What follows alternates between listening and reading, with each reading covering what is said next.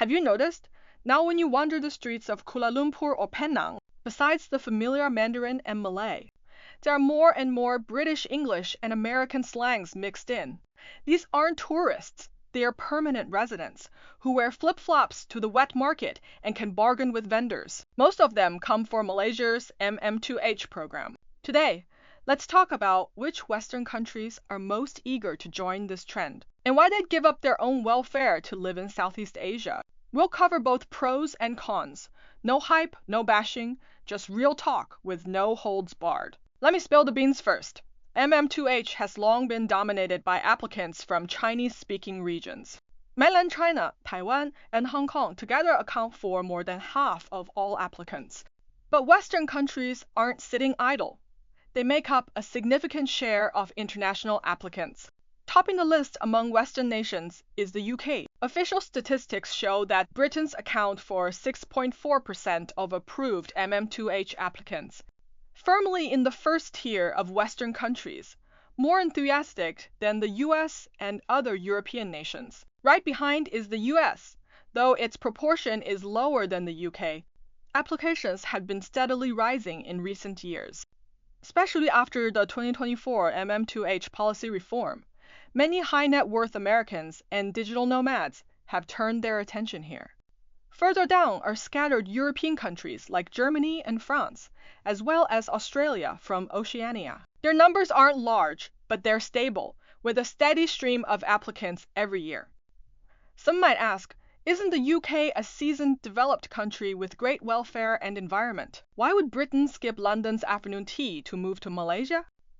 That's a valid question, but you have to see it from a Britain's perspective. First off, the UK's weather, whoever lives there knows the drill. It's rainy and overcast all year round, bitterly cold and damp in winter, and chilly even in summer. Sunny days are few and far between. Malaysia, on the other hand, has a constant temperature of 25 to 32 degrees Celsius year-round, with endless sunshine, beaches, and rainforests. For retired Britons, this is nothing short of a life-extending climate. I know a British guy who's lived in Penang for 11 years. He says he used to get arthritis every winter in the UK, but after moving to Malaysia, his joints stopped hurting and his mood brightened up. In his words, here, sunshine is free prescription medicine. More importantly, the cost-performance ratio. Britons aren't here to suffer. They're here to enjoy a high-end lifestyle at a low cost. In London, renting a one-bedroom apartment in the city centre costs at least £1,500 a month, which is about 8,000 ringgit. But in downtown Kuala Lumpur, you can get a similar apartment for 4,000 ringgit a month, spacious, with a swimming pool and gym as standard amenities. Let's talk about daily expenses.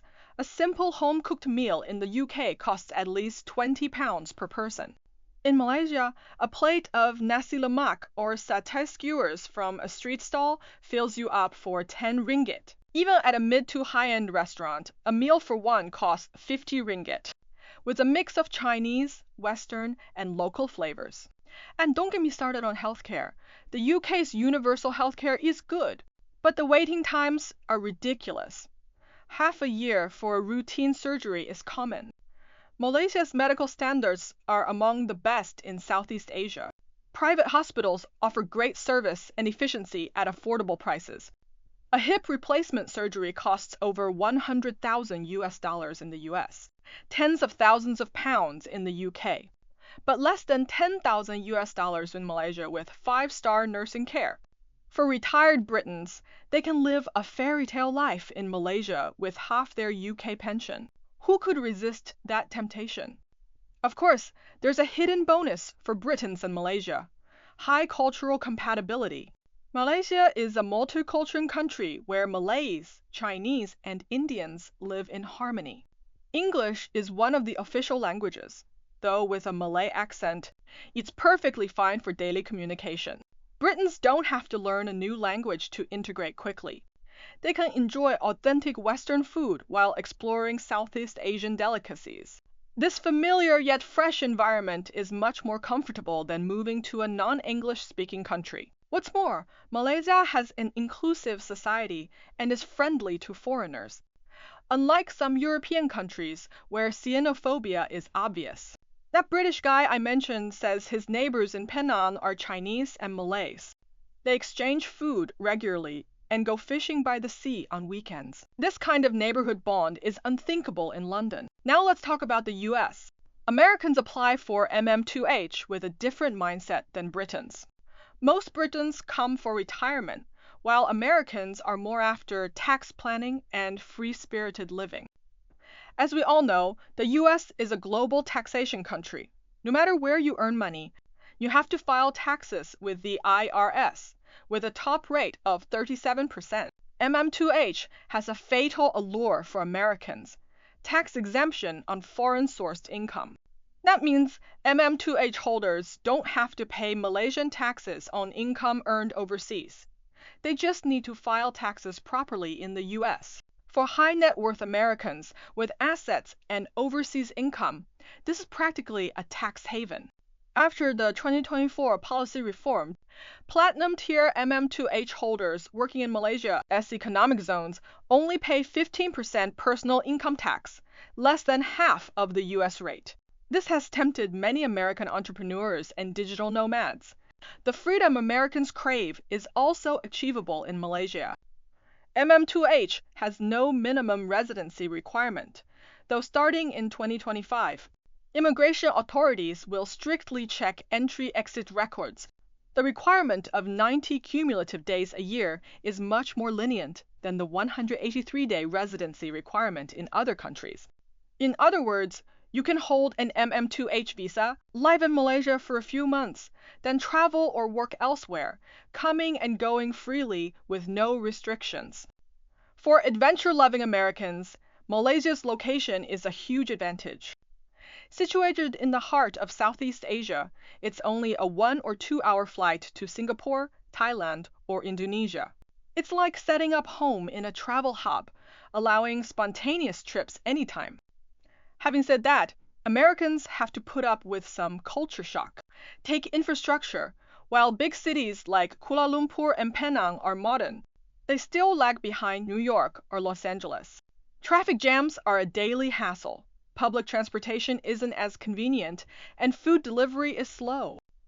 I know an American digital nomad who said his biggest pet peeve when he first arrived was waiting over an hour for takeout, compared to 30 minutes max in the US. Then there's government efficiency. Malaysian government agencies work at a slow pace. Getting a document often requires multiple trips and days of waiting, which is a test for Americans used to a fast-paced lifestyle. But he says the tax benefits and free-spirited lifestyle make these minor flaws bearable. Besides the UK and US, people from other European countries like Germany and France also apply for MM2H, mostly to escape the rat race. Life in Europe is comfortable, but competition is fierce. Young people face a tight job market and rising living costs. Malaysia offers them a chance to restart life at a low cost. In Germany, an average office worker earns around 3,000 euros a month. After paying rent, taxes, and living expenses, there's not much left. But in Malaysia, the same amount of money can get you a villa with a garden, hire a maid, and live a middle-class lifestyle. Malaysia also has a good entrepreneurial environment. After the 2024 reform, businesses in economic zones enjoy 0% corporate income tax. This has attracted many small European entrepreneurs to start businesses here, such as restaurants, design studios, and cross-border e-commerce platforms. Of course, not all Westerners have a smooth ride in Malaysia. MM2H may seem perfect, but it has its fair share of pitfalls. That's the cons in our pros and cons talk. First, the risk of policy changes. Since its launch in 2002, MM2H has undergone several reforms. The 2024 reform raised the bar significantly. $150,000 in fixed deposits for silver tier, $500,000 for gold tier, and a whopping $1 million for platinum tier. Though the Johor economic zone offers a low threshold option, it comes with strict restrictions. You must buy property from designated developers. For many Westerners, this policy uncertainty is a major concern. What qualifies today may not tomorrow. And renewal requires re-verification of deposits and residency records. Fail to meet the requirements, and your visa could be revoked. Second, property restrictions.